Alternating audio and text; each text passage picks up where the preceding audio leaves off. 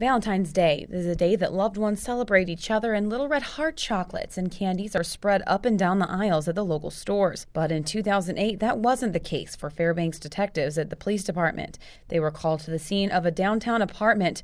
Once they arrived, they found a woman had been killed and left for dead on the steps. It was one of those cases where there was not a lot of information on the street about what happened to her. It was later revealed that Loraine Nathaniel was murdered, strangled outside, though Nathaniel was, as detectives describe, a transient woman. They believe her death was caused by someone who knew her. I think it was somebody that was close to her. I think where she was found is important as far as who may have been involved. Detective Meredith says he has intensified the investigation, beginning with the suspects who were questioned back in 2008. In this case, the first thing we're going to look at is statements and physical evidence, because some of the statements that were made to detectives early on in this case were suspect. Meredith says solving a murder is comparable to solving a puzzle. The pieces all fit, and those interviewed have been re-questioned as the pieces to the puzzle of who killed Loraine Nathaniel are coming together. You know, the evidence tells a story about what happened, and if somebody says something, okay, that doesn't match up to the scene, or that's not how they were killed, or that's not the position the body was found in, or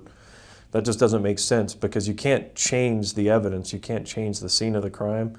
And then so when statements don't, they don't corroborate that scene, I mean, that makes you, look at those statements twice. As for when the police believe a suspect will be announced or even apprehended. No, I think this case is very solvable, and I think it's probably solvable in the near future. I'm Stephanie Woodard reporting.